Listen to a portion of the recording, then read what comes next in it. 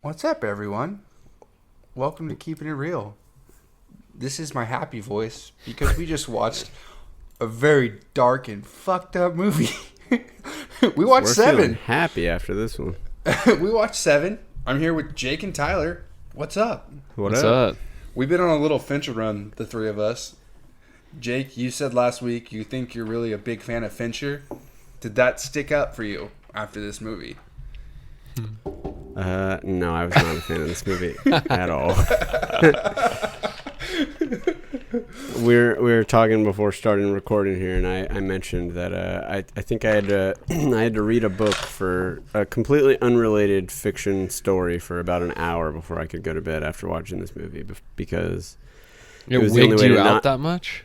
Well, I wouldn't say that. It was just the only way to not go to bed in a shitty, pissed off mood. So I was like, I can't can't go to bed right now with all this going through my head. Are you wrath, bro? No. He's a little bit of envy because I finished it. Knew that him and Lauren had about 30 minutes left to go. And I was like, I'm just going to stay up for their reaction. And then you guys were guessing everything. And Lauren was texting me what you thought it was happening. And she was texting me what she thought was happening. I'm just sitting there giggling. I was like, you guys are both right and wrong at the same time. Like, you had parts of it were right and she had parts of it were right. But you guys, the whole thing wasn't right. And I was like, Yeah, we were definitely close. We definitely, it wasn't like a complete shock. It was somewhat foreseeable, I feel like. You're right. We didn't have all the details perfect, but it was close enough that you kind of could get the gist. That kind of engagement signals to me that you guys enjoyed the movie, though.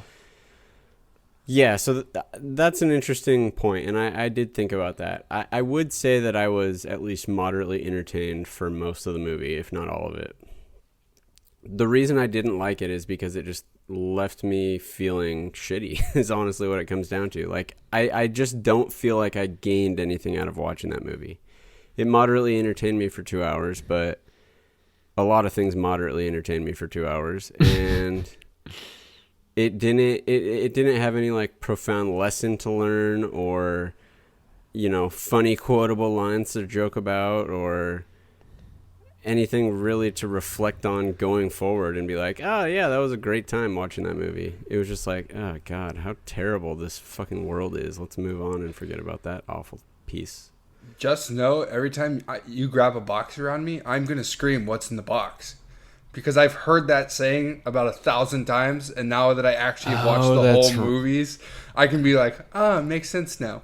That's right. I've heard that phrase a lot, too. I've never really understood what it... Yeah, it's from this. It's from Brad Pitt losing his goddamn mind and screaming, what's in the box? Well, at least I gained a little bit of cultural context, but other than that, I don't think I gained anything out of it. This is why I didn't like it. Tyler? I'm excited to go through this podcast and talk about it because, as people would know, it seems like there's always one of us who they start the podcast off with a certain opinion, and by the end of it, our score has either changed up or down in some way. I'm very open to one of those two things happening because I'm pretty middle of the road on this one. I really hope that you guys can change my opinion of this movie. This is my third Fincher movie now in the last 2 weeks, because I also watched Fight Club a few days ago. That was not super impressive either. And I don't know. Fincher in my mind is, I don't know. He's flirting with just this elite club of being overhyped and under delivering. And maybe that is probably a hot take, but I don't know. This movie was, I think Jake summarized it well. This movie is entertaining. It had my attention for 2 hours, but I also just knew I predicted some things along the way, and it just took some of this, which is what Fight Club did for me too. That's a different conversation, but I just middle of the road. This movie's fucking phenomenal. This movie is so good. This is everything that you guys are saying is completely valid. And I can't tell you that your feelings aren't right. But I can tell you, just because a movie made you feel shitty doesn't mean it's not an incredible movie. Oh, no, the acting. I agree with that. You guys know me. I am the biggest good time fanatic, that talk about a movie that makes you feel shitty. Usually the shittier it makes me feel, the better. But Tyler, see, I don't have a problem with that necessarily. What I have a problem with is that's all it did was make me feel shitty. It didn't do anything else for me along with that. I thought you don't think I thought it built pretty good suspense throughout the movie. Like, I thought Fincher did a good job with the score and with some of the sequences of like actually building suspense. I mean, you're gonna tell me that scene, I agree. I do where think they're the score knocking did a on good the job door with that. and he walks up, he's got the grocery bag in his hands, and then the next 5 minutes didn't like get you on the edge of your seat a little bit? No, sure. There was definitely parts where I was on the edge of my seat. And that's what I was saying about being at least moderately entertained for 2 hours. They did do a good job at, like, you know, keeping suspense and putting interesting things on the screen that were cool to watch. Maybe it's just I don't know. Overall, maybe it's mostly the ending, I don't know, overall themes that they were trying to put in front of you. I'm not really sure exactly what it was, but it didn't entertain me as much in terms of action or suspense as other movies that I've watched. And then the ending just made me feel bad about having watched it. So we watched The Little Things. We all watched The Little Things. The Little Things was written around the same time that Seven was written. This was kind of a thing. This was kind of a thing in the 90s of crime thrillers like this. Everything I disliked about The Little Things that ruined the movie for me, where I was just like, I'm not okay with it. Like, you do all these turns and stuff, and then you just end on a happy note. This movie did everything I wanted it to do, and then ended the horrible, drastic way I wanted it to end. And I was like, yeah, this is great. I'm all for it. And the crazy part is, doing research, I found out Denzel was supposed to be Brad Pitt in this movie. He was originally cast as the Detective Mills. So you're saying it would have been Freeman and Denzel and Spacey. They have a bunch of other actors who were in the roles, but Denzel was supposed to be Brad Pitt. And I was like, so he basically does his Little Things because he messed up on not doing Seven. Because this movie made like $350 million at the box office. It's a 26-year-old movie. No one knew Kevin Spacey was in it, the John Doe. He wasn't at the beginning title card. They didn't put him in any of the commercials or trailers. No one knew he was there until he shows up on screen with all the blood on him. So all that made me go, wow, they did all that hiding him. And just, Tyler, you talked about the shootout scene. From the shootout to the end of the movie, I did not look at my phone. And at the beginning of the movie, I was having a really hard time keeping my interest. Like, I was like, okay, I like the conversations. Like, I like Brad Pitt and Morgan Freeman. They're fine. The moment the shootout happened and I was like, what the hell is going on from here on out? I was hooked. And I could literally watch from the shootout on repeat and just keep watching it. It was just such good acting, writing. You don't feel like they're getting closer to solving anything, and it gets darker. Brad Pitt's flashlight keeps, like, when you're looking at all these horrible photos, it's like the flashlight doesn't want you to see all these photos, so it keeps cutting out because it's trying to block you. Like, the crimes and murders are getting so gruesome that they don't show you anything. They just show you everyone's reaction to them. And I was like, that's just so... Because our imaginations are worse than anything he could put on screen. So you're automatically assuming all these horrible things are happening without actually seeing any of them. And I was just like, that's just great. And that's worth watching over and over again. So that's part of the reason I loved it so much. It was horribly dark. I found out it rained the first day of shooting. And he was like, all right, it's going to rain for the rest of the movie until the end. Because I just like how it makes you feel miserable. So it just rains for the entire movie. They had rain machines for the rest of it. They don't have a city. It's supposed to remind you of hell. Like, the city doesn't have a name, so it's reminding you of hell. You're supposed to feel just no faith in anything, and it literally ends with the most ambitious person having now no faith in the world and shooting a guy. See, but I think this is kind of my issue with a lot of David Fincher's movies so far. I can get on board with everything you said, and I can get on board with the fact that makes you appreciate the movie a hell of a lot more. However, in order to get to that point that you're at right now, you had to do a deep dive and read about these small little things that Fincher decided on, and like how this connected to that. And yeah, I mean, like, obviously the deeper you go in researching a movie, like, the more you're going to appreciate out of it. But there's plenty of movies out there where I haven't had to do that deep dive, and I've immediately had a massive appreciation for the movie. To deep dive for me means I like the movie enough that I wanted to go find out more. That's why I do the deep dives. I don't need to do the deep dives. Like, I do it for this if we have, like, a cool fact. But I did the deep dive, one, because I loved the ending, and I was just like, this is insane. Like, I did not expect him to just straight up shoot him in the head. Like, I knew Gwyneth Paltrow's wife head was in the box, and I thought that was the horrible ending everyone talked about. And then, like, Kevin Spacey gets shot, and I was like, wait, what? Like, that's how it's ending? Like, that's how this movie's going to end? And it just ends, and it has the credits that goes backwards instead of goes from top to up. And it starts rolling that way instead of doing it down. I was like, oh my God, like this is horrible. Like this was just so, my jaw was literally dropped. And I think I just texted you guys, fuck.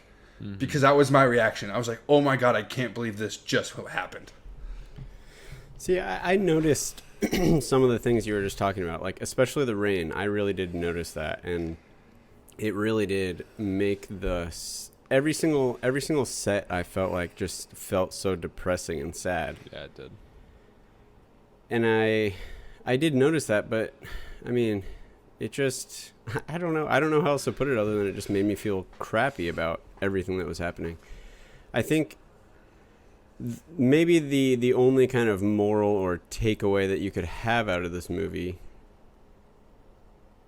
really, I mean, comes down to just considering different perspectives of the different people and what's right and wrong, like a moral code that you're following. There's no like universal right and wrong. No matter what like strict set of morals you're following, there's always going to be some exceptions or some other ways you could interpret things that make sense to one person and not another. That's the only like bigger picture moral of the story I was able to gather out of this movie, and I think that's why I didn't like it. It wasn't, I mean, I don't think that's like an earth-shattering revelation. I've always kind of thought everybody's morals are different because everybody's perspective and experiences are different. That seems like a no-brainer to me, but there wasn't anything else positive to take away from it. It was just depressing scene after depressing scene. It was mostly predictable. Yeah. And so it wasn't like anything. I mean, you're right. It was suspenseful at times, kept you on the edge of your seat. Because you were thinking like, ooh, this is a dangerous situation. Like this guy could get shot and die. But at the same time, it was also pretty predictable. You knew where it was going most of the time. And as a result, it was like kind of fake suspense in the sense that you see these people in danger. You're going to be feeling their fears or their, dangerous situation. But it wasn't real suspense that you were actually wondering what was going to happen. I wouldn't consider this a suspense movie. More of it, I don't even know how you would describe it, because it's listed as a horror movie and suspense. But I wasn't ever like nervous for him, because you don't ever see anyone die. You see a lot of dead bodies, but you don't ever see anyone die. You're not like fearing for the main characters that are actually in it. Yeah, no, I never was, even in the chase scene. Like I was never concerned that Brad he's going to Pitt survive. Yeah. Maybe he'll get shot in the arm, but who cares? Or actually cut his hand open and have tendons and bone showing, and that's why he has a cast on for the rest of the movie. That's actually what happened to Brad Pitt. Brad Pitt actually injured himself? He jumped over one of the car's windshield and cut his hand open so bad. That's why he's running with it in his shirt. Like he was actually like bleeding super bad. Oh shit! And then, that's impressive acting. Man. Yeah, it is very impressive. All right, respect to Brad Pitt, but it's not the movie itself. It's great acting. It's dark, and like we said it a lot with Gone Girl. Like Fincher has a way of just setting the mood for everything, and the mood of this movie is you're scared of what might happen, not what's going to happen. You're always going to the worst possible thing, and like. I think the car ride is the perfect example, as like John Doe tries to mess with Morgan Freeman, And then he's like, yeah, this isn't happening. And then immediately starts going to mess with Brad Pitt because he already knows Brad Pitt's a hothead. And for the rest of the movie, or for the rest of the movie, he's just messing with him. And it's just like, it's a cat and mouse game. And I love that. And I don't think we're supposed to be happy that he won. Or that John Doe won. But he did win. And he's just this horrible, disgusting mastermind that had everything planned out so perfectly. And it's just awful. And I was just like, I'm all for it. And I will probably watch it again in the next week or two. Just to rewatch the whole end scene and see how many times he's in the background. Because I'll bring it up. That's one of my questions later on. But I guess I'm bringing it up now. Did you guys know he was the photographer? The first time you saw the photographer? No, I did. No. I didn't catch the photographer. The second he spoke a single word on the telephone, I was like, oh, we're going to get introduced to Kevin Spacey. Yeah. And, like, too bad Kevin Spacey sucks. I know. Because he is so good in this movie. Like, take out the terrible life choices that he's done and the horrible things he's done. Him as just an actor, oh my God. He's literally a reason to watch this movie alone. His last 30 minutes, he just took over the movie. He was just, I couldn't stop watching him. He was so creepy and thought out and planned, and he was always in control. And I love a villain. That's the writing, though. That's what I envy the, acting. but it's also, I envy the impact this has on you. Like, I can tell this actually had an impact on you. Oh, it was so good. I just did. It was none of that. I cared. Yeah, me either. Enough to be like, hell yeah, this is a hell of a scene by Spacey. I love a villain that thinks he's right. Like, I'm all for it. And this is like, I got a lot of Heath Ledger Joker vibes from Kevin Spacey in this movie.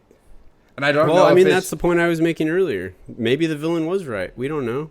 Yeah, and that's what I love. Whatever moral code you use, maybe it's wrong. Maybe that shit's right. Who knows? Like his speech about that's the only thing to take away, is what I felt like.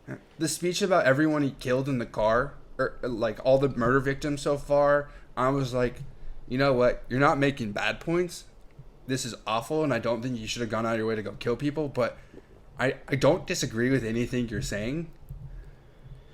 But I think it was more of a view of what eagerness would do to someone. It was like the dread. It was like the... I don't know. I can't even explain that thought. But it was just like Brad Pitt had so much promise and hopes. And it was to be the big shot that everyone goes and talks to because he goes to this horrible city and he plans on cleaning it up.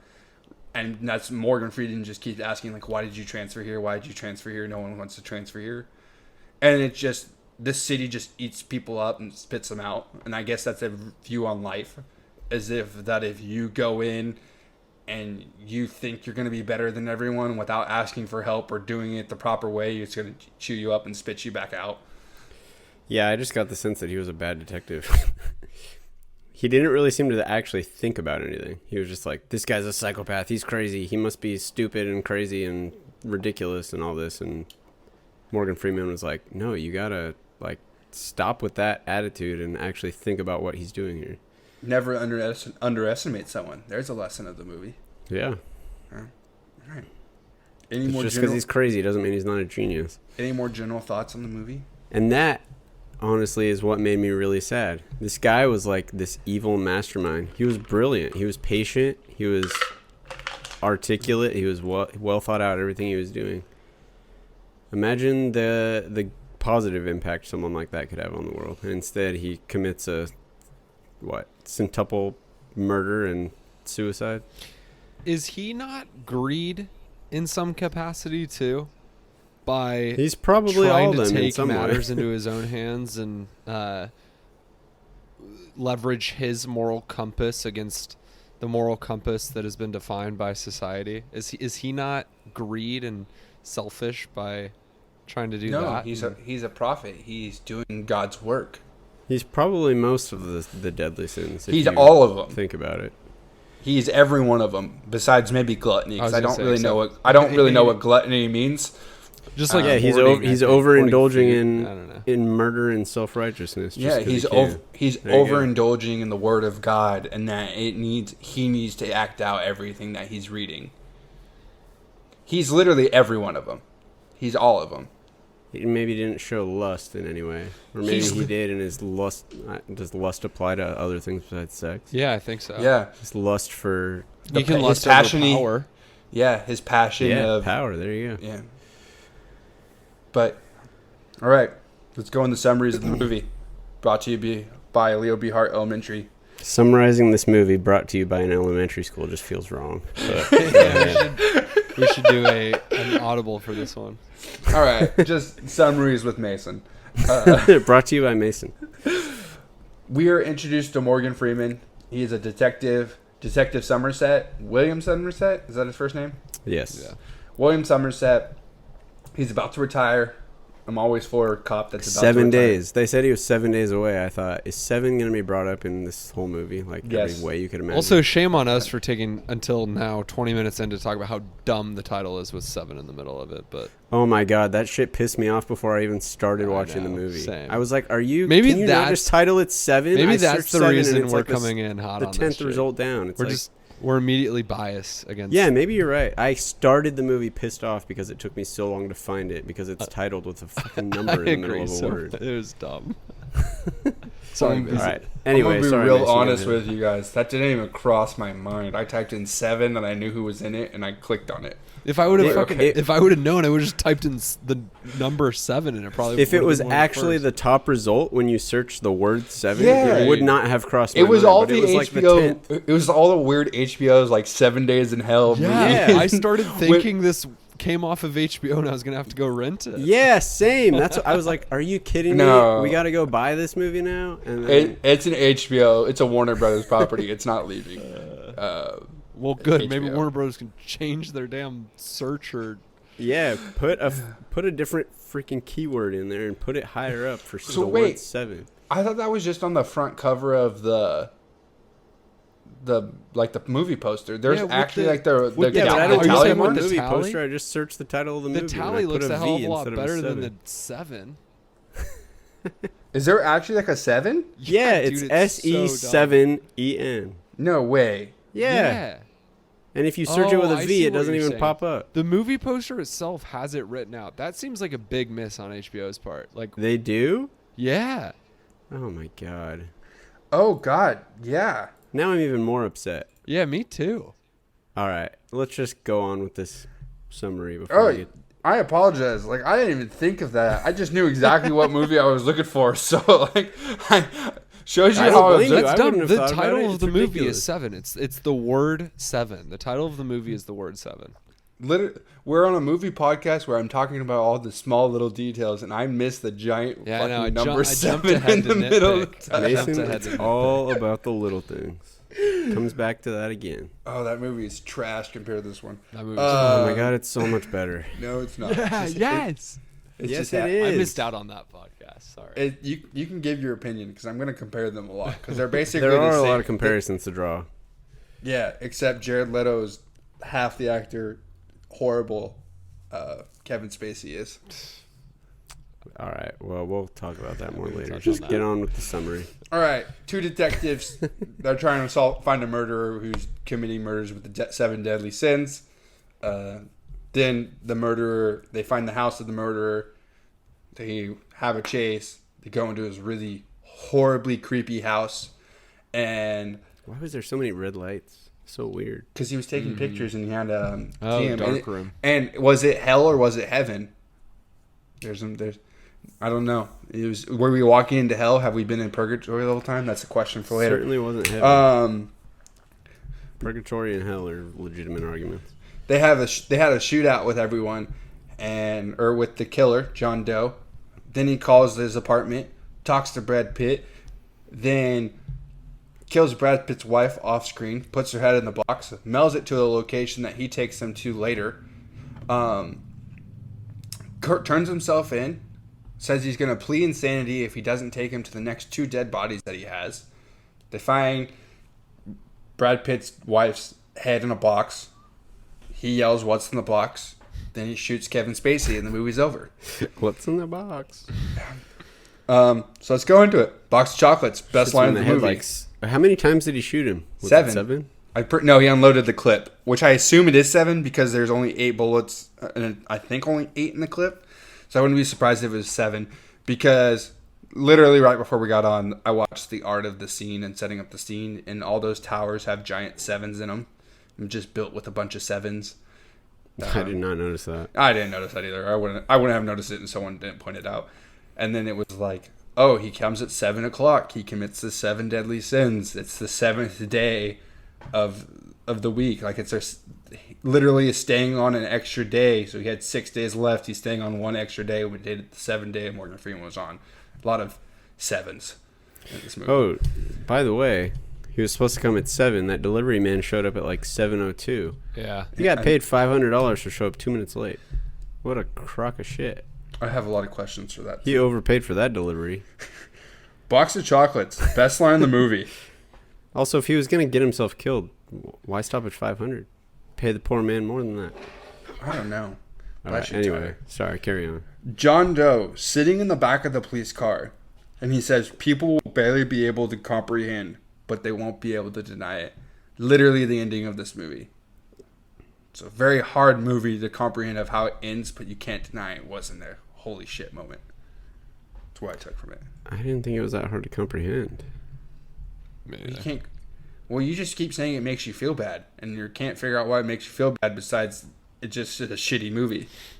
Because it just made, and it was a theme that was present throughout the whole movie of just like darkness and sadness and shittiness in the world.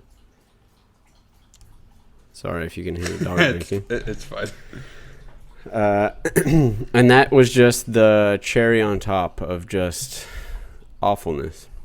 That's why it made me feel sad. Just all the crappy things that happen. And I don't know how detectives do what they do and just see all that crappiness. Yeah, talk about getting desensitized to a lot of things. Yeah, and not think that's because like those kinds of things, I imagine they happen all the time, all around us, and the average person never sees that kind of stuff.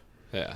I think that city's on steroids for how awful it is. But yeah, it probably was dramatized a bit, and I'm sure it maybe. is in most I don't movies, know, but maybe not. I mean, like I feel like if you're in New York or LA, yeah, I mean, how many people live in New York City?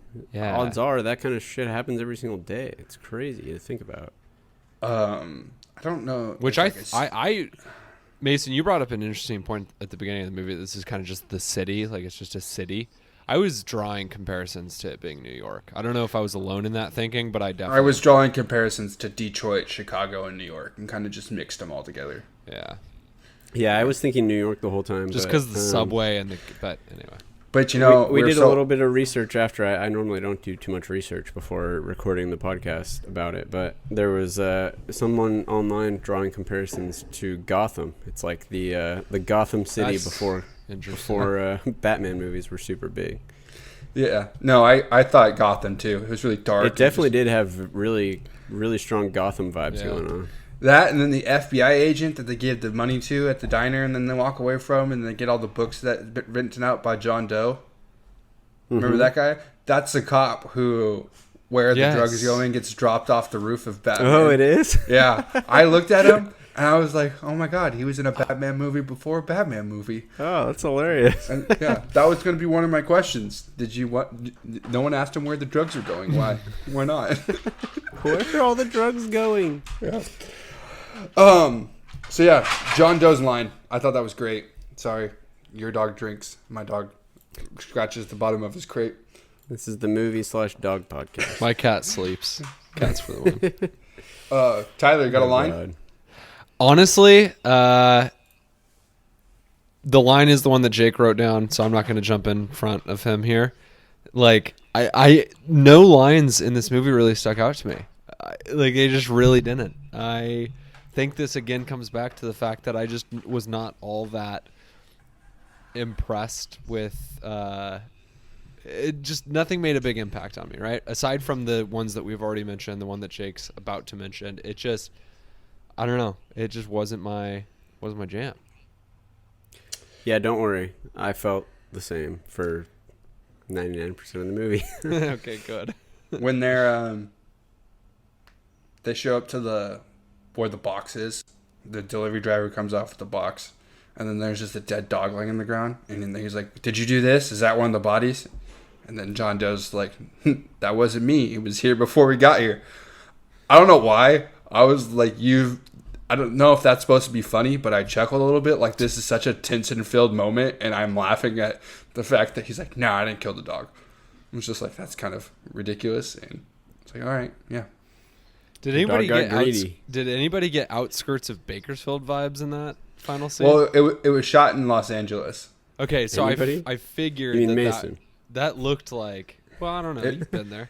Yeah, I like got. one or two times. I was having a feeling that was like on the It way to the definitely- grapevine, yeah, kind of. Yeah, no, I definitely got oil-filled vibes. Yeah. I feel like a good chunk of Southern California, Arizona, and Nevada probably look pretty similar to that. No, So Jake. maybe this movie was shot in Phoenix. We don't know. Well, no, there would have been cacti if Yeah, it was sure, there would Arizona. have been cactus area. No, you're not supposed to know. It's like Schitt's Creek. It's just there. There. Well, cacti would give it away. I think Arizona is one of the only places in the U.S. with that many cacti. So, you guys go into your best line in the movie. All right. Well, I mean, I guess Tyler doesn't really have any. Oh, take Yeah, it away, no, Jake. Tyler, don't worry, dude. I felt the exact same way until the final line in the movie. I was literally sitting there the whole time thinking. I left my laptop in the other room, and I was like, I'll go grab it whenever I think of a line to write down. And I was literally spending the whole 2 hours and, what is this, 2 hours and 8 minutes? Yeah, 2 hours and yeah. I spent 2 hours and 7 minutes and 50 seconds thinking, oh, shit, what line am I going to write down? And finally, the last line of the movie, I'm like, oh, this seems good enough. So to wrap up the movie, it's Morgan Freeman just saying, the world is a fine place and worth fighting for. He said, Ernest Hemingway wrote this. And then he said, I agree with the second part. That was, I guess, the light at the end of the tunnel. I don't know if that's the right term. The little bit of positivity to gain out of this movie. The movie just made you feel like it's just such a crappy world we live in and so many terrible people. But even the most maybe pessimistic retiring cop who's seen it all the BS that goes on, still thinks it's worth fighting for. So something positive to gleam out of this depressing movie, at least.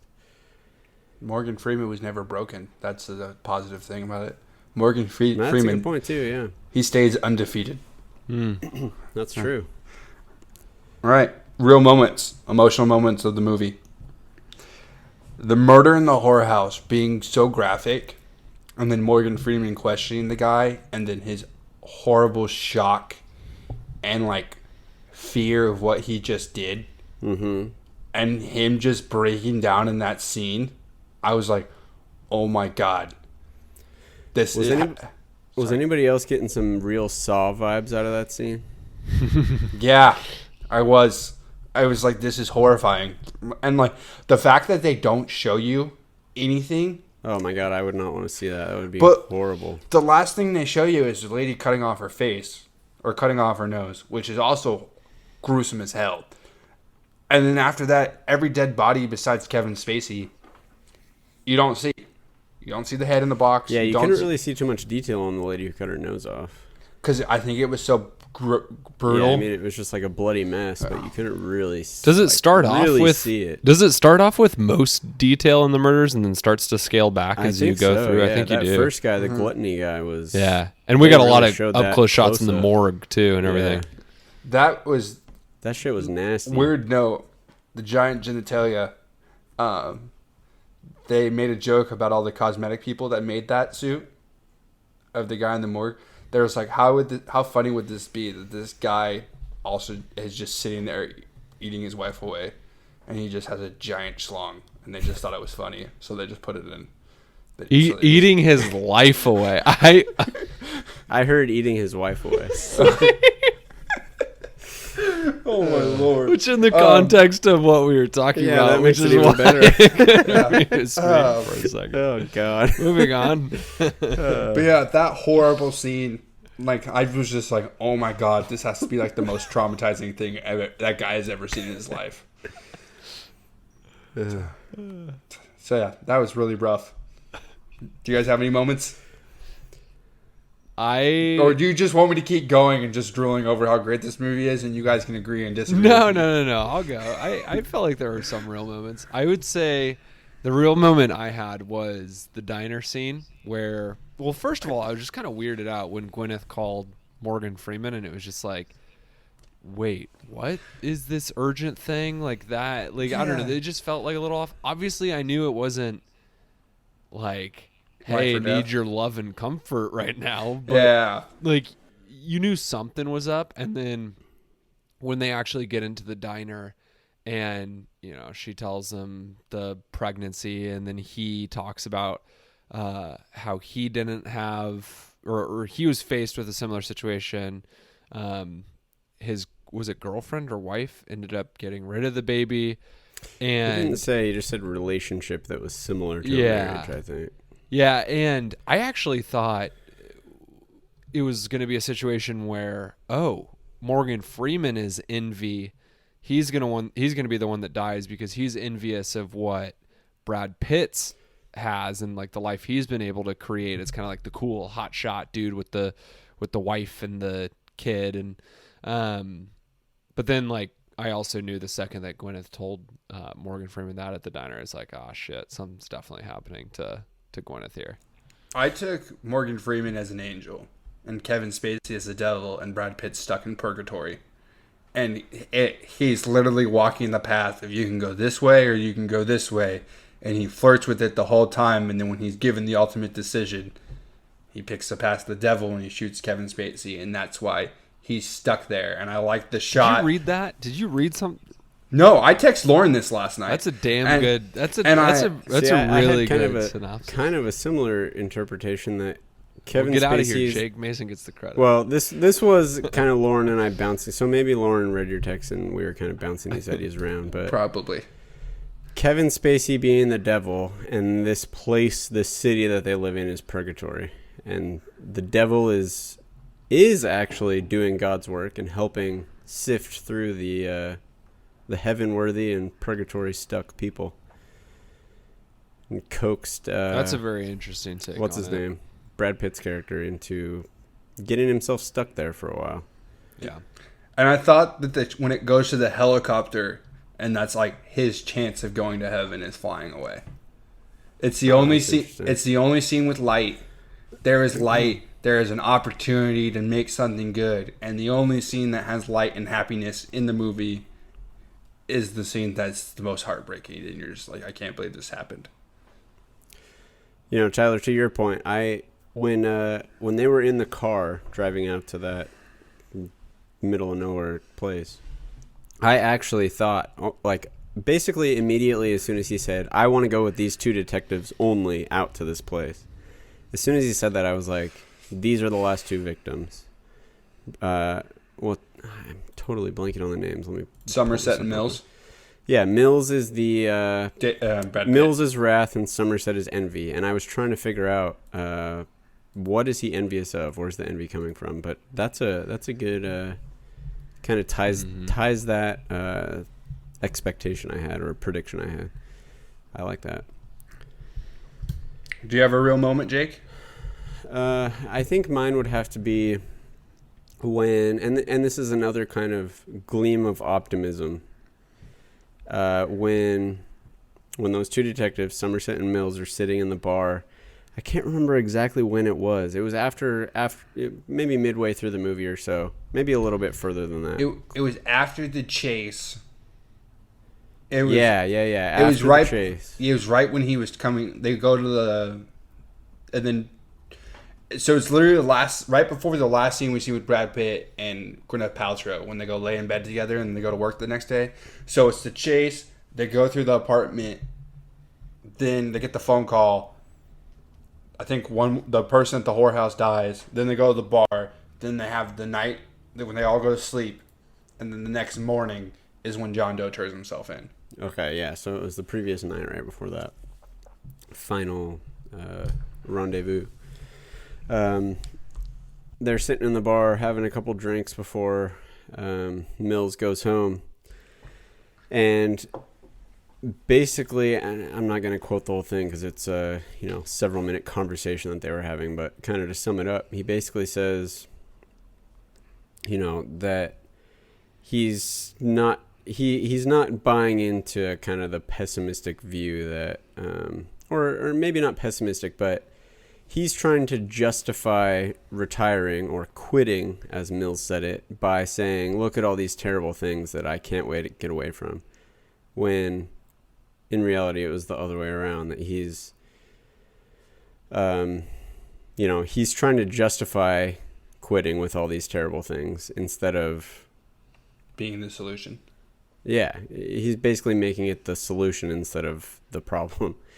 But yeah, I just like that kind of view of like, we can actually make a positive impact on these terrible things instead of saying, let's walk away from it all because of all this terrible stuff.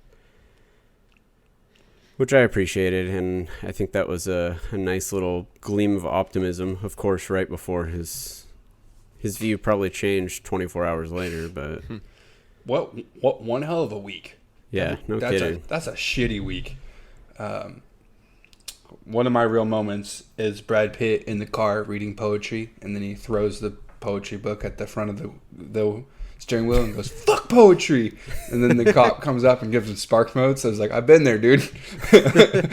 He says more than that too. Which 2 decades later, no way that line flies. Yeah, that line didn't age well. This movie is as old as us. Yeah, that does not age well. That being said, that line is, "Hey, Mason's Brad Pitt in this movie." Besides the murder part at the end, I felt myself having to read spark notes to understand poetry. Of course, Mason's Brad Pitt. Cliff Notes. This is before Spark Notes. But yeah, that's for you, Tyler. I'm never gonna get over your comparisons for every movie. I really won't.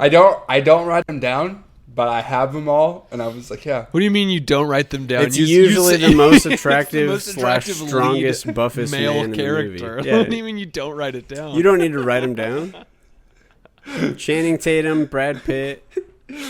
I was Ryan Gosling last week. Ryan Gosling. He literally Love. just finds the most attractive or buffest men in the movie and compares himself to them somehow. Hey, you gotta have confidence in yourself. Golden tickets. Parts that are going to bring you back to the movie or parts that will keep you away from this movie.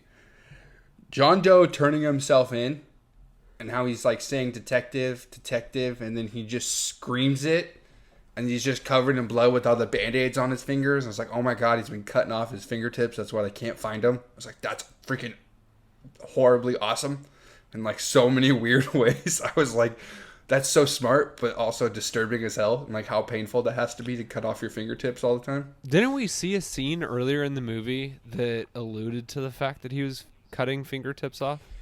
It was in the intro. Yeah. Like the opening credits. Okay. Which, by the way, were creepy as fuck. Yeah, they were. I was creeped out just by the opening credits. I thought that, but that's why I wasn't as that surprised by that either. Yeah, I wasn't. I mean, you're right. They gave away their own surprise. I wasn't surprised by that either. The fact that you guys just mentioned the credits, it's apparently like AMF or whatever, like one of the movie things that's like very highly touted, has that as the number 3 opening scene of all time, opening credits of all time. What's number 1 and 2? I don't know. Casino Royale, the new James Bond, I hope. Probably not. But yeah, that was. Yeah, it. Wait, can you pull it up real quick? Yeah, I'm doing it right now. Can you edit this pause out for us? Yeah, we can. We did the opening credits. We had to look up the opening credits. We went and found them. Oh, yeah. Who are the top 2 opening credits? That's right. So I looked it up, and there's like 4 different top 10s. 7 was in all the top 10s. The top 3 every time was the Star Wars franchise, the James Bond franchise. And then 7. Oh, so just the franchises as a whole. Yeah. Well, just that's the what classic James Bond looking down. 007 does have some pretty cool opening. Well, no, just the whole gun, like walking down, shooting the barrel, going there, and then going into the opening credit song. They just said that. Or Deadpool's now rated up there as one of the top ones with all the jokes. What was Deadpool's opening credit? Oh, it's kind of like... It's like a freeze frame of one of the scenes, and it goes around just making fun of every person in the movie. It was like some asshole Ryan like Reynolds. they start with an opening scene, they freeze it, and then they just like pan around to all the characters. With, and like, then talk about a one-hit wonder, but that's just me. Except it's a topic for a whole other episode. Except both movies made over $500 million and are the highest rated R-rated movies of all time. They beat Jesus. They made more money than Passion of the Christ. I'll never forget my parents going to see that, and I wasn't allowed to see it. Not a chance. What, Passion of the Christ? Yeah, not it's a chance. horribly graphic. Isn't it directed by Mel Gibson? Yeah. And then he went on his I Hate Jews rant about a month later, and then no one talked to him for like 10 years. Yeah, yikes. Yeah. All right. So, opening credits. You guys were talking about how creepy that was. Great opening credits. Yeah, it was. I will admit the opening credits did make me feel some stuff, which is not normal for an opening credit. The thing that you guys all hate about this movie, and the thing I love, David Fincher's ability to take all hope and happiness away from you in this movie is unbelievable. There is not one scene of happiness in this entire movie. Everything's dreadful and miserable, and you feel bad, and it's just awful the entire time. And that's an impressive feat where you're just like, wow, this movie's just dark, and you're just depressed because it's dark. Yeah. Wait, that's your golden ticket? Yeah, that's why I'll come back to As it. of what will bring you back to it? Yeah, 100%. It's impressive. That is exactly my golden ticket for why I'll never watch this movie again. Fair enough. You're allowed to read that. You can. How about this? You can watch the far less superior Little Lies, Big Little Things, or whatever it's called. The Little Things. Oh, yeah, I hate that which movie. is far superior and a much more interesting story. I agree. No. It's literally the same story, except a way fucking better ending. no, it's not. It's a happy, tied up ending. No. It's not happy. No. Yeah, it was. Oh, Robin Malek, don't feel bad that you murdered He someone. doesn't feel Here's a miserable for his whole life, but it's not happy. Because what's his name did the same thing and felt miserable his whole life. Yeah, and you defended Robbie Malek for hitting a guy in the head with a shovel. That's more gruesome than shooting a guy in the head. I did not defend him for doing it. I said, I understand why he did it. Do you understand? And I understand why Brad Pitt's character did it too. I'm not saying that they shouldn't have done it. I completely understand it. That's a relatable thing to do. I think most people would do the same thing in that situation. But I didn't like watching it in terms of wrapping up the story because it weakened the story, I think. No. It made it stronger. No comment. Because the bad guy won because he was murdered. Because and that's got life. away with it. Sometimes the bad guy just wins. Have you ever watched OJ Made in America? OJ won, and he's a bad guy. That's true. The bad guys do win. We literally see sin everywhere we look, and we just ignore it. You ever watch Tiger Woods documentary? Bad guys win. Yeah, bad guys win all the time. You're right. That's a great documentary. Actually, it really wasn't good. I felt like. But I want to see the good guys beat the bad guys. Well, he killed his wife and put his head in a box. What can you expect? I don't know. I don't know what I can expect. Tyler, got any golden ticket moments? Yeah, I would say my golden ticket that brings me back to this movie is actually hearing you go on your rants about purgatory and this is the broader element of what's going on here and this is why you should give a shit about coming back to watch this movie. Nothing about the movie really stood out to me as like yep, sign me up. It's back on my watch list for HBO. I'm going to watch it when I get the chance. But hearing you talk about like purgatory and like this is heaven and hell and angel and the devil and this is that's like the kind of nerdy movie shit that I actually enjoy pulling out of a movie and makes me a little bit more interested. And so I think that will bring me back, but not anytime soon because the movie wasn't good enough. Because you guys kept talking about like it's great acting and you like the movies that make you think, and like when you rewatch it you like a movie that you can go back and like think about things and think things through in situations. That's this entire movie. Yeah, I mean yes and no, because I think the movies it was too predictable. Yeah, I didn't exactly. really feel like I had to think. Yeah, exactly. Like I did find it to be a little, and That might sound a little contradictory, and I want to get in front of that because, Jake, we had a moment probably about 45 minutes ago where we were talking, and you were like, oh, yeah, that is kind of a good point. Like, I didn't think about that, where so-and-so could have been Envy. Well, I thought he was Envy. Somerset. I was True, having a hard true. time coming up with evidence of why, True. but I kind of saw, and like I said, I didn't know the exact details, but I saw Yeah. the general gist. And I think coming. that's exactly why. I mean, that's exactly. I wasn't That's exactly our surprised. point, though. Yeah, like it wasn't an earth-shattering moment. Were you? Let's rephrase that then, because I don't. But think I was surprised in the little things, and I was surprised in what was. They're other the movie same we were movie. talking How about? are you surprised in the little things?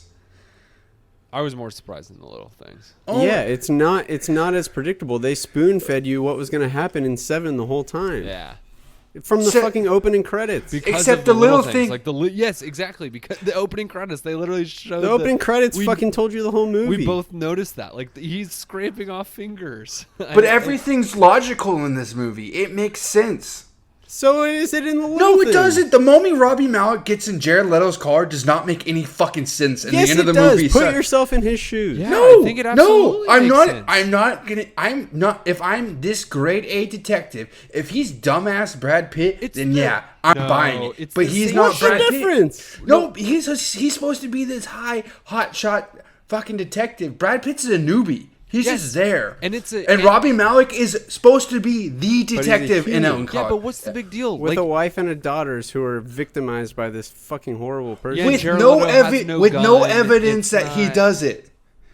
He does everything wrong. Where at least Brad Pitt knows this is what's happening. This guy is a murderer. yeah, but I would also counter that with saying Rami Malek was illustrated to be this egotistical hotshot. Like, I am the best detective. I am the grade A best of the best. Of course, when fronted with the opportunity to catch a killer, you're going to He's go gonna to take extreme it. lengths to take it. And that's exactly what he did. He jumped in a car with this potential killer. He made the same stupid emotional decision that any human being would make in that And situation. so did Brad Pitt. Brad Pitt is literally the figure, the embodiment of everything you just said about Robbie Malek. He is pure emotion. Everything Brad Pitt does in this movie is pure emotion. He does not think rationally throughout this entire movie. I Robbie guess Malek. it just wasn't that convincing. Was it all that was? Brad Pitt's performance was that convincing that you felt like raw emotion, totally like unstrung. Yes, I thought he was a fucking idiot. There were so many times I'm watching this, like, dude, you're just a moron. Why run after the guy? You know, Yeah, I thought he was an idiot too, and that's why I think and it was that's too why predictable. that's why it made sense. But you have literally said it wasn't predictable. Did you like? We had 7 was predictable. You just talked about The how you Little didn't Things know wasn't. who were the last two bodies, and you literally got the last two bodies wrong. You said Maybe it was we going watched to be. them too close together. Honestly, like maybe that's what this. Because we're sitting here talking about how No, I got Brad Pitt right. He was supposed to be Wrath. But you said he was going to be a dead body. You also said that Morgan Freeman was going to be Envy, and he was going to be a dead body. They are literally. Well, not he the was two. supposed to be the body. He was supposed to be Wrath.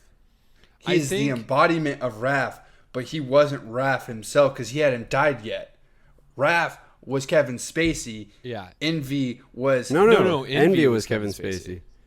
he was saying is Envy, but Envy he was actually Raph, and his wife was Envy because she was envious of everyone else living outside of the outside this city that didn't have to be in this miserable place. Kevin Spacey Yes! Kevin Spacey literally said, "I'm envious of you and the life you He had." was fucking with him. He knew that he was gonna get shot, and he was Raph, and he deserved to die for his sins.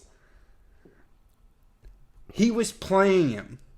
Brad Pitt was the final piece that like activated. Just like you're not gonna say Lust is the guy that had like the bodysuit that raped, murdered the prostitute. He wasn't Lust. The victim was Lust. Right. The victim of Kevin Spacey is Raph. I do see your point. I see your point. Yeah, because he is the embodiment of Raph. I guess it just like, I don't know. I felt like we were asking and answering in our heads sort of the right questions along the way that led, the questions that I was asking and then also like trying to find answers to while watching the movie, it led to very little surprise at the end. Right. It felt spoon-fed. You're right. I missed that the too. specific details of what exactly ended up happening. But the general way the plot was moving and the kind of bigger picture direction that the plot went was fairly obvious, is how it felt. And I think it felt more of that, like Tyler said, because we just did watch The Little Things. They are very similar plot-wise. Yeah, for like 70% of the movie, probably. Yeah. No, I would even. That's I would almost fair. go. I would Yeah. almost go 90, because Nah, literally, I don't know about that. what's the difference besides the murder, the reason of the I murder? mean, the final Yeah, scene in you're both right. Little Things and fucking what is it? The Little Things is just 7 with a happy Thank you. ending. Totally blanked on the name of the movie. Yes, Little Things and 7. The final scene was like half an hour. That's like, I mean, a quarter of the movie. So It yeah, was just- up to like the last quarter of the movie was pretty similar. But that's the last quarter of the movie is just Kevin Spacey doing exactly what Jared Leto did. But Kevin Spacey was more was a better performer because he was in control. Did you expect Kevin Spacey I was to not turn? that impressed by Kevin Spacey's I wasn't either. performance. I was not either. The lines felt forced. They didn't feel natural. Yeah, I mean, I was getting the sense that it was a psychopath, but it I was more almost felt creeped like he out by reading Jared. off I was a more creeped out teleprompter. by Jared Leto than I was Kevin Spacey. Yeah, me too. I would rather be in the driver's seat of that car with Kevin Spacey, Kevin Spacey's character, because Kevin Spacey's his own villain. But with Kevin Yeah, Spacey's no, I do too old not for- want to be in that car with Kevin. with, Spacey. We're with too old John for Doe, Kevin I'd rather Spacey. be in the car with John Doe than I would be with Jared Leto's character. Absolutely not. John Doe's agree. literally a murderer. There was times where John Doe felt like he was reading off a teleprompter. I was not that impressed. He was preaching. He thought he was a preacher. He was preaching. It was supposed to feel like that. I know, but They- it didn't feel like a natural conversation. It wasn't supposed to feel like a natural conversation. He felt like he was preaching the word of God because he is a prophet. So he was portraying this to everyone else, and they needed to understand what he was saying. It wasn't supposed to feel natural because he is not a normal person. He is fucking insane. My No, score's going he down. definitely isn't. That's fair. He, from the moment he gives himself up, he is in control of the entire last 30 minutes. Oh of yeah, the he movie. absolutely was Yeah, in I control don't the whole doubt that he time. was in control. And Yeah, it's for sure. it's the best part of the movie. You can't say he didn't do a better performance when literally the moment he comes on scene, he steals the show. You can't say that's not a better performance than Jared Leto. When Jared Leto's in a majority of the movie of The Little Things, and yeah, he's creepy. I'll give him that. I was more convinced with Jared Leto's performance as far as the character he was portraying than Kevin Spacey's in this. What I'm scared about, I'll just say again, I'm surprised it took us this long to say it. What I'm scared is at play here, and maybe I'm just being too much of a cynic, but is groupthink not very involved in forming these opinions for both Seven and for The Little Things, where The Little Things comes out and everyone is so quick to jump on shitting on it, like Little Things sucks. I Little didn't Things dis- is this. I is didn't this. dislike And the same Little thing with Things. Seven though. Same like Seven is critically acclaimed. It's David Fincher.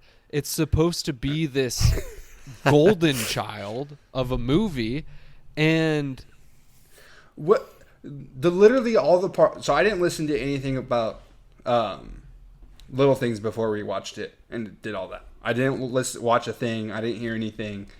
I was just like, I went in blind. Literally all my complaints with The Little Things had happened in this movie. I didn't believe Robbie Malek would get in the car. I didn't like how they made him feel good about the ending of it. I didn't like that. I didn't think that was needed. It was not what I said, Jake, right away. Yeah. And this movie did. I believe Brad Pitt would have lost it. Everything Brad Pitt does in this movie is believable. Where in Robbie Malek, he's too good and they're too calculated the entire time. Who? Where Robbie Malek in The Little Things, it's more of Denzel Washington was the hothead, the one that you weren't sure of, and all of a sudden they switch roles. Where in this one, you were told from the beginning, hey, Brad Pitt's a hothead. Yeah, but I think that's somewhat justifiable. I think another piece, I don't know if we talked about it, is that was after like several hours of staking him out. Imagine This was after 7 days of going to brutal murder crimes.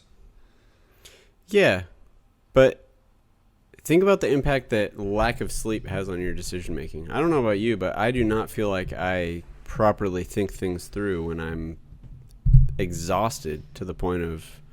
Yeah, well, what's proper sleep for you? You sleep on like 6 hours each night anyway, but that's I've been beside getting the more point. sleep these days, but... No, think about how tired you'd be after staying up for...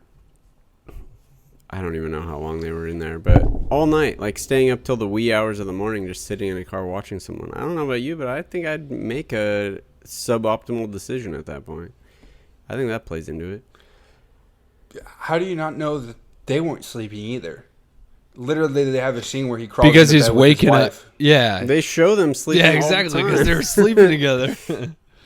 He wasn't asleep. He just curled up and curled up next to her. He never Yeah, fell but asleep. also- We never seen Brad Pitt fall asleep. We see Freeman. No, break his- I mean, these guys were on a stakeout, literally sitting there awake all night. I'm not saying over the last week or whatever. I mean, these other people in The Little Things were going through similar things. I'm saying that night they were up for how many continuous hours?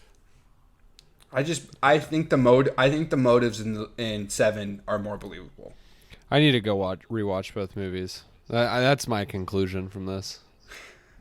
It was Jared Leto. Maybe. It was Jared Leto threatening to kill his wife and daughter. Where in this one, Brad Pitt's wife was literally dead with her head in a box, and then he had to find out she was pregnant by the person who killed his wife. You don't think if someone threatened to kill your wife and daughters that you wouldn't just kill them right then and there?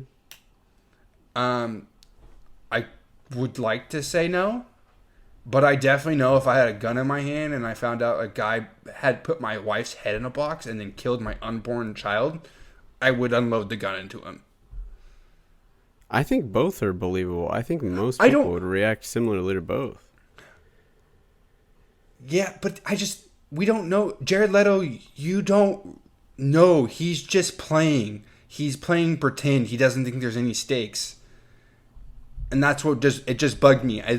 There's too many things that were unanswered in The Little Things that they just... Yeah, I mean, that's the thing you don't know. All the places where your imagination takes you could have very well been fact instead of imagination. But you're right, they don't answer it. And that's what I think is more fun about The Little Things, is it's a little bit more up to the imagination.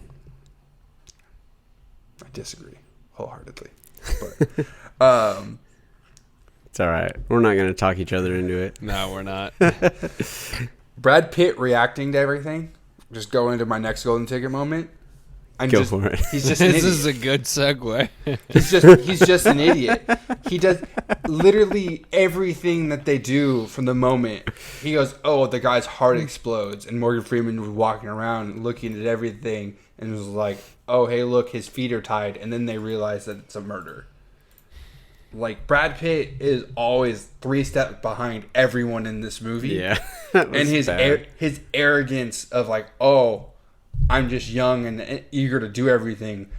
That's what like made him lose. And that's why I love the car scene, is because he's trying to toy with John Doe and he just can't. Where, we'll go back to Little Things. The Little Things, Robbie Malek's not saying anything to Jared Leto the whole car ride out there. They're not speaking. Yeah, but see, And it's just, it doesn't work.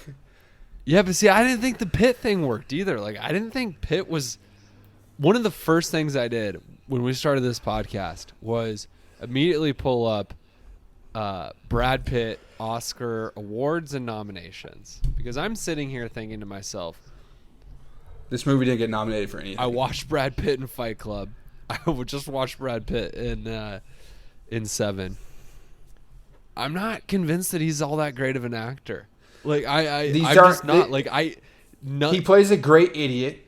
He's also incredibly charismatic. He reminds me a lot of Ryan Gosling. I knew he was playing an idiot. Like I didn't. No, but it didn't convince me that he was an idiot. Like I don't think this is his best Brad Pitt's role. Character was an idiot. I thought Brad Pitt was playing an idiot.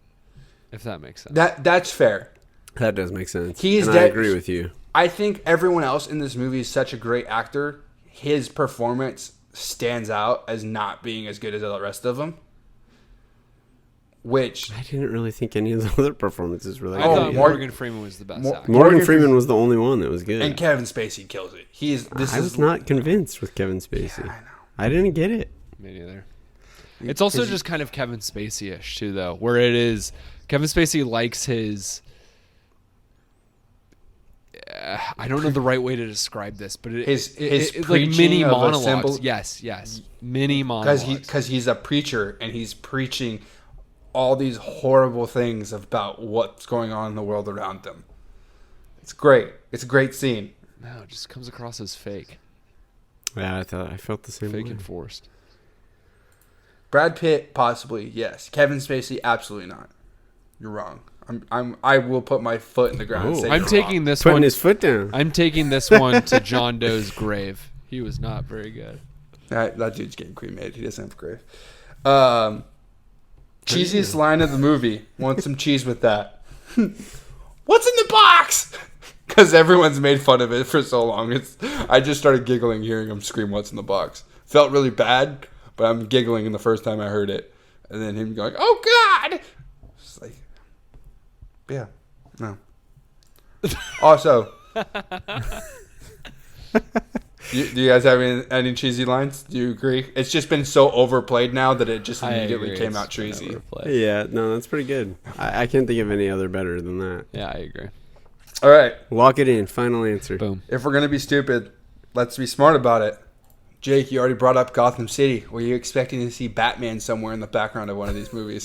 Or even just like a kid dressed as Batman on like the street, like an extra. I just felt like they had to at some point and they never did. Yeah. Like, whatever. Yeah. Why didn't Morgan Freeman stand in between Brad Pitt and John Doe? I was thinking the same thing. He really did not seem to try hard to prevent it. I mean, maybe he felt like it was inevitable. I mean, like, was it worth even jumping? Felt like he deserved to be able to shoot him? I don't know. I would say, like, putting myself into Morgan Freeman's shoes. He had a bulletproof vest on. That's the only reason I brought it up. They show a scene of them putting on bulletproof vest when they got the wire. Yeah. True, but I don't know. You haven't But developed from 2 feet all that away, much of headshots. Well, and you haven't not developed gonna- that much of a bond with. I don't know. Maybe that's it. Maybe it's I'm retiring tomorrow. Yeah, I don't like feel you're dealing retiring. with this shit. It's not worth. This guy's clearly a scumbag. Danny, It's fine to if he's take dead. to take a line out of Danny Glover's book. I'm too old for this shit. Yeah, I'm sure that's really what it comes down to. Going to that scene, I think Morgan Freeman thought he convinced Brad Pitt, and then he had the flash. I don't know if you guys noticed this, the flash of his wife last time right before he shoots. Mm-hmm. He sees his wife again, and then he starts shooting. Which was I very feel Fight like Club-esque, again, flashing a scene in front of you. But Well, yeah, I brought up that, and then in Mank, he does like all the cigarette burns in the corner. Oh, of really? Mank, and I was like, oh, it's every time it's a flashback, he does a damn cigarette burn. Fincher thing. Oh yeah, no, Fincher's all about the little things. But yeah, no, I thought that was I thought he had him, and he had him convinced that he wasn't going to shoot him, and then it ended with him just unloading a gun into him, and I was like, That did almost seem to drag on for a while. Like they seemed to go back and forth a lot of times. Like, oh, I'm going to shoot him. No, I'm not. Oh, yes, I am. No, I'm not. Which again, to the movie's credit, like I did kind of feel that. Like I did feel, he might I not guess actually they did do a it. good Oh, he job might at do it. portraying Oh, he that. might not do it. And then they it's so close on everyone's face, and I watched a video about this. So don't pretend like I knew what I was talking about. Like it's going to everyone's face, and then like Brad Pitt puts the gun down, and then his wife flashes, and then it pans away immediately, and he shoots him, and then your hope's gone, and then it's Brad Pitt shooting the screen basically. If that's all your hope's gone there, so he's just shooting the rest of your hope that you had in this movie. Did anyone else think Pitt was just going to turn it on himself after that? Yeah, that's Okay, why same. that's what I was thinking with him being the wrath, that I thought he was going to kill himself. Same. He was like the guy that murdered the prostitute. He got told to do it and just did it, and now he's stuck in purgatory forever. Yeah, he didn't seem as torn up about it as that guy, though. Yeah, no, I did not. I He mean, seemed pretty okay with his decision to pull the trigger. I think he was in shock. Yeah, definitely in shock, but Also, speaking of shock, when the guy woke up alive on the bed, did that scare you?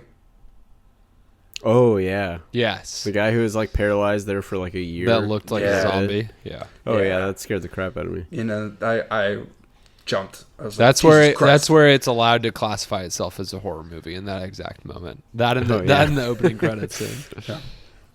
I mean, all the deaths are pretty brutal. The naked body with the head on all the books, and then writing "greed" on the ground and blood. That's Nasty. true. Is this hell or is this purgatory? This is one of the things I was texting Lauren. She was convinced it was hell. I was convinced it was purgatory. And John Doe was the devil bringing everyone to hell. I think the argument could be made for both. Yeah. I think it's probably intentionally kind of vague. I also have to rewatch it under that context. Like, I think It beat me over the head with religion, where I immediately started thinking about this, and being Catholic, like purgatory is something very natural thing. So that's immediately where I went. I was like, oh, is this hell and all that? And then just seeing his whole apartment with all like the crosses and all the symbolism of Catholicism. And I was like, this reminds me of my grandma's house in a lot more creepy way. But like, there's a lot of similarities without the horrifying red light and murder victims everywhere. But yeah, so that was it. That's why I started playing the connections right there. I was like, oh my God, he thinks he's God. And then he was like, I'm a prophet. I was like, oh, okay. Yeah, I You're mean, all preaching. the red lights definitely made it look hellish. But I think, and I mean, maybe it's meant to be kind of contained to Christianity or Catholicism, but Definitely. I know other religions, and I'm no expert in religion. I don't know exactly which ones. I can't tell you off the top of my head. Some religions don't believe in hell and believe that Earth is hell. So I think a similar conclusion could be drawn, saying that it's meant to be hell. I think it's a very logical. That we're all in hell now. Well, this is hell. Which, again, depressing. It is. This movie is very depressing. If you don't like it because it's depressing, I can give you that. I can get on board with Mason's the opposite. He likes it because I don't. it's depressing. The thing is, I don't mind depressing movies if there's something to like pull out of it, like Yeah, I something agree. meaningful or something positive or something, maybe even something funny. Like even that. You didn't laugh at again, the dog. Oh, I didn't do that. No, 'Cause No. I laughed I don't at think. that. I mean, there was like a couple lines I chuckled at, but there's certainly nothing like actually funny going on in this. What movie. did you pull out of Gone Girl? And you like Gone Girl? I didn't pull anything out Because of Gone it was Girl. actually like extremely surprising. And Yeah, I agree. It was a seemed very like engaging really- story. And not only that, once the twist came, you could think back throughout the whole movie and think, oh, they were kind of hinting at this, but it was so subtle that the first time watching it, you don't notice it. This, they hinted at things too obviously that Yep. you did notice it the first time watching it. I think that, That it wasn't like surprising enough to be like, oh wow, what a twist. But it also wasn't anything else to gather out of it. I Like, think Gone that's Girl what was at nails least it. Extremely. Did you? the hints were a little too obvious throughout this Yeah, movie. the hints were a little too obvious. That's a good way to put it. Did you know his wife's head was in the box? No, I thought it was going to be his wife's fetus in the box, which I would thought it was a imply the bomb. same- I did not Wow. think it was a bomb. I thought it was going to be the fetus, which would imply the same murder of his wife and Yeah. baby. I did. So I, did I you- thought it was a You're bomb. right. for The her. detail is not quite there, but it's Did you think John close Doe? enough. Did that you it's the think same John thing. Doe was going to give himself up? I thought John Doe was I gonna kill didn't think it himself. was out of. Yeah, I didn't think it was out of the realm of possibility. No, I don't think that's that crazy either. You- After you- committing you- 5 murders and you- knowing that you're going to get caught eventually, I mean, Oh, people do that kind of stuff all the time. Walk into after already committing the last murder. Yeah, that happens a lot. How People much turn money themselves would in all the time because they realize. Yeah, but they're see, gonna this get is caught like eventually. this again goes back to it. His situation was a little different, but Okay, him in the stairwell taking the photo, that got me. But the second he called them on the phone, I immediately recognized it was Kevin Spacey. So to see Kevin Spacey standing in the police station turning himself in, yeah, that didn't surprise me because I just that might have been more surprising had you been watching it in theaters where nobody knew it was Kevin Spacey. well, how did I know it? I mean, he was still a relevant actor at the time. Like the voice was. Yeah, I mean, have you not? Did you? I mean, we knew that Kevin Spacey was in the movie, right? No, I didn't. Oh, you didn't? I didn't know No. he didn't. I didn't know he wasn't credited not at in the the beginning of the opening movie, credits scene. or because I told you he was. Oh, That's I why just he's the read like first the credit first at the end. paragraph of Wikipedia or whatever. see, that said I had no idea. So that is an example. three actors and Kevin Spacey was one Yeah, of them. I had no idea Kevin Spacey was in this. I thought it was a Brad Pitt, Morgan Freeman movie, and then I saw Okay. Gwyneth Paltrow in the opening credits. I was like, oh, I didn't know Gwyneth is in this. And then I hear his voice, and I go, oh, okay, well, But that's the last 30 minutes of the movie. Okay, I just knew Brad Pitt, Morgan Freeman, and Kevin Spacey were the 3 people I knew who were in the movie. So maybe that's part of that. You're an but- hour and Yeah, a but half the into the point is movie. But the plot itself was the point was my is issue. that's a big reveal. The big reveal is here's the criminal in the police station, and I think when comparing it to something like Gone Girl, you don't have like it was hinted in a much more significant and obvious way in 7 than it was in Gone Girl. You know what I think it was? Gone Girl made an effort to convince me that something else was happening, Yeah. and 7 A was a lot more significant effort. straightforward.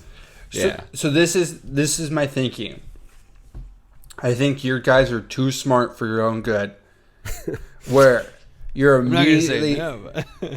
But you're immediately I won't argue. drawing in other comparisons to other movies.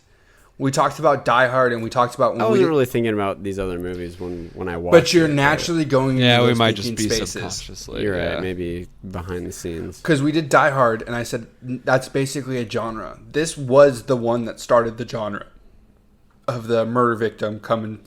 It's horrible and dark, and everything ends, and the bad guy wins. This is like one of the big movies that it first happens. There's the Unusual Suspects that also has Kevin Spacey in it. Yeah, I called that immediately too, but that's again another conversation. That Well, was not that- the least and- bit surprising. Because we know Kevin Spacey is a villain. Like that's the thing. It's like we have been because these movies came out when we were one or See, just did being we though? boring. See, no, I disagree because I think of Kevin Spacey as like the dude in House of Cards. I don't know Kevin Spacey. House of Cards that dude well. is a villain. Have you ever watched House of Cards? The dude's I only watched the first season. and he's the villain of the show. We're just following him around. Villain, yet also the main character. Yet I mean, I think It's his everything about House of Cards is so much better than this movie. I just His I- performance included. which is surprising because Fincher is in charge of both of them. House of Cards too. Well, I think his performance in House of Cards was way better. He was a way more convincing character. I also I think we touched on it earlier. We did ourselves a disservice by what we've just named Gone Girl, Little Things, this movie. We did ourselves a disservice watching them in such a tight Maybe. Yeah, we consecutive naturally order. compared them when they're not meant to be. I don't know. Also, maybe Fincher is just like not all that creative. No, I'm just kidding. He's a creative guy. No, he's very creative. But like I He's really joke, good at but just there is Everything But- dark. To that point, Fincher did all 3 of these movies, right? What? Gone Girl, not Fight Club, and No, the Little Things, not, Gone not Girl. Little Things. No. No, He didn't do the Little Things. The Little Things was just written around the same time. Oh, but it came out so much later. Yeah, they couldn't Way get later, it made. yeah. They couldn't get it made because they said it was too much like 7. Literally, the research Oh, I did for the interesting. Little Things is they're like, Okay. it's 7, and I was like, Well, okay. at least with 7 and Gone Girl, how many years separate those 2 movies? 20 years or so? Yeah. Yeah, Ish. but when was the book written? Or 7 years, probably like Well, that. maybe 7, 15. David Fincher got better in those 20 years. Oh, he definitely did. Like, So there you this go. was his first major movie. So Yeah, he did Aliens 3, which He was a rookie. He was a newbie. Yeah, which I guess this has to be like he did Aliens 3, which the Fox Studios was like had their hands all over because they wanted it to be more of an action movie, and he was trying to make it more of a horror movie from the first one. So they had issues with that, and they fought with him the whole time. And then he did this one because he read the script, and apparently when he read the script, it was this ending, and then the studio tried to make it more like the Little Things ending, where Morgan Freeman shoots Kevin Spacey, and then he goes on his way, and Brad Pitt stays alive. Oh, I would have hated that ending. That would have driven me nuts. But yeah, I think the fact that we've seen so many movies like this, Yeah, maybe that's it. It's a a general plot outline that's been done before. And I think going back to Since. something that you said, Tyler, that we've heard it's such a critically acclaimed movie. Like we've heard this as a classic. I immediately go back and I put my brain as like, oh, this is the first time I'm seeing this. Like with everyone else. I don't know if I had ever even heard of this movie before this. Like I had no expectations of what this was supposed to be.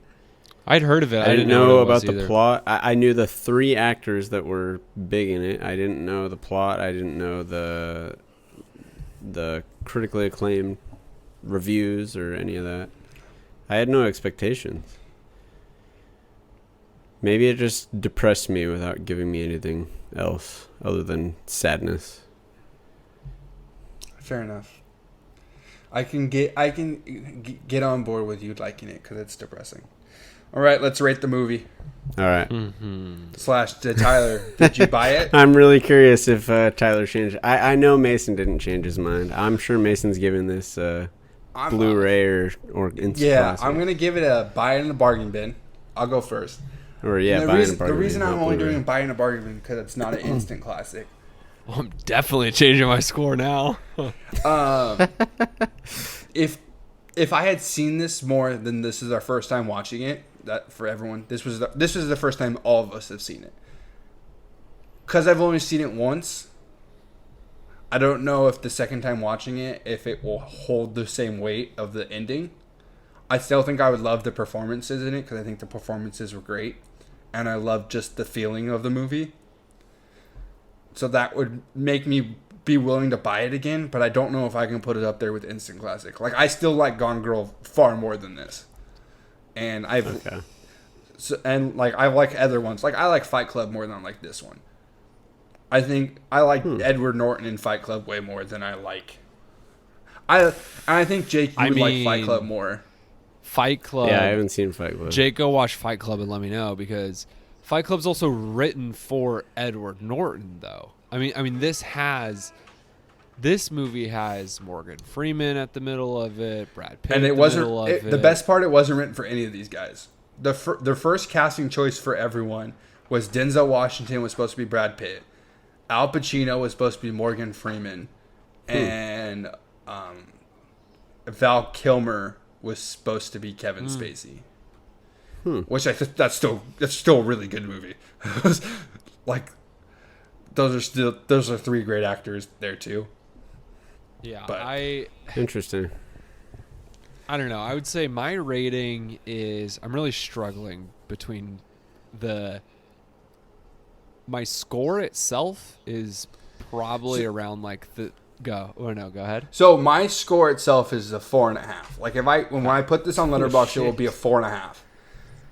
Yeah, when I update my letterbox, this goes from a 4 to a 3.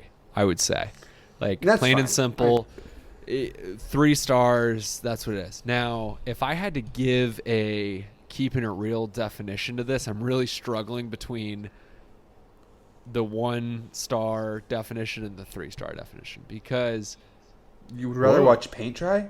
That's a big range. well, because I would rather do nothing than I would rather not have the TV on than watch this movie again. You would rather watch depressing marriage story about a family getting split apart than watch this movie? I love Nicole. Yes, I love that movie. I love that. Oh my god, that movie. Um, Oh Lord.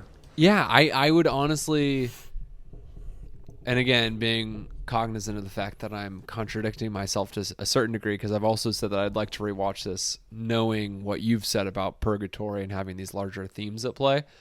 But it just, I don't know. I would not stream it if I realized it's available, because now I know it's available, and like that is not what's drawing me into it. If the remote batteries were dead, I would muster up the energy to replace the batteries and go to the home screen of my TV and not keep it running. But no, like I would not rather stare at a wall and watch paint dry in lieu of watching this movie. So that's sort of my breakdown of where I clearly I have. Yeah, clearly I have just as much of a personal dilemma to watch this movie as Brad Pitt's character had to murder Kevin Spacey's character. But alas, I 3 stars in Letterboxd, plain and simple. That's where I'm at. I hate everything that just came out of your mouth, Tyler. Well, you're really everything that I said, or was it up until me using the word "alas" that tuned you out? No, I heard everything you said, and I hate all of it. I heard it all, and I was just like, you gotta be fucking kidding me.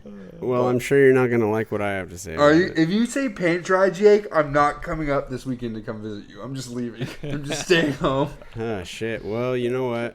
I was really hoping you guys would change my mind about this movie, but I would prefer to watch paint dry than watch this movie again, or for the first time, for that matter. I did not get any enjoyment or positivity out of this movie. It doesn't have to have positivity. I will not watch it again or recommend that anyone ever watch it, because I hated it. I'd rather watch a wall for 2 hours.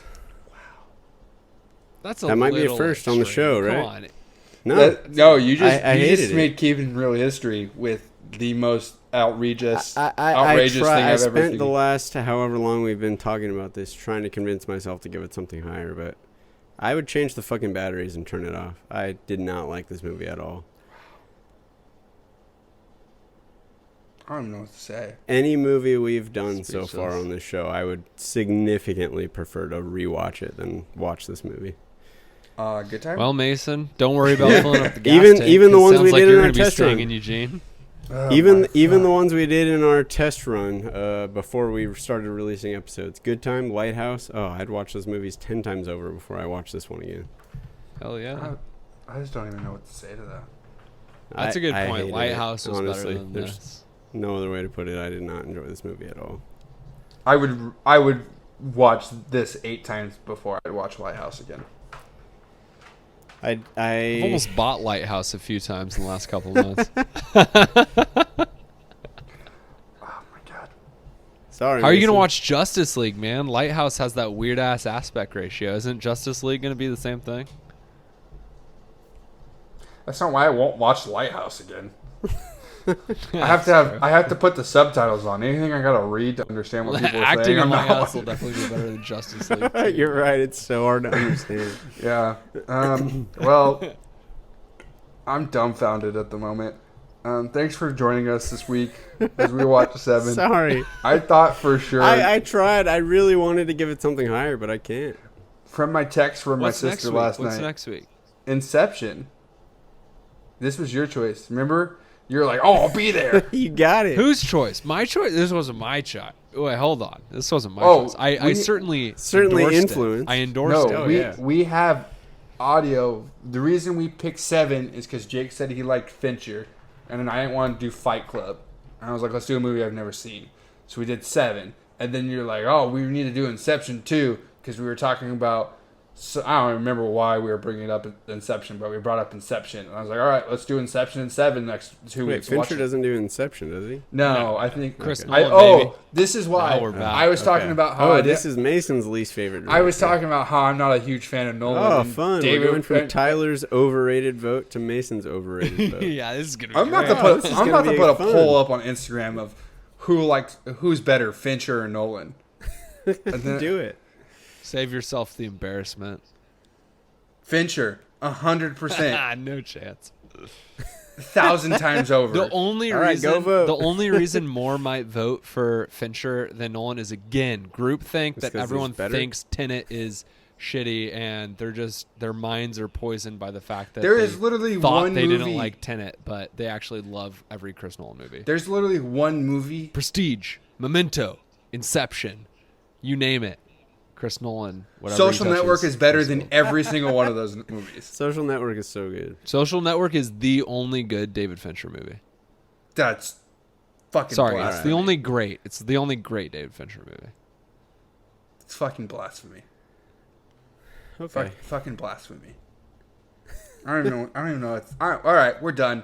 Like, review, rate. We're just gonna become enemies real quick. Let's just end this shit. Next week, it'll be a solo podcast with Mason. He's going to talk about Princess Diaries all by himself because he's all sad because it's Prince. I own that. No. I would talk about that one with you. Mason doesn't want to talk about movies with other people anymore. All right. I'm sorry, Mason. Inception next week. I really wanted to like it more than I did. I thought the way Lauren was texting me, I was like, "Oh, Jake's really enjoying this." But apparently, I really hoped I would never give a movie rather watch paint dry on this podcast. But I made it so fucking brutal that it wouldn't happen. And today is the inaugural day. Wow. Sorry. I just don't even know what to say. Couldn't help it. It was just such great acting and just writing. I don't know. It's just well. All right. Well, don't worry. We don't either. I disagree, but it's okay. We don't need to beat a dead horse. For the first time on this podcast, I'm lost for words. So we'll see you next week. It's unlike you. Bye-bye.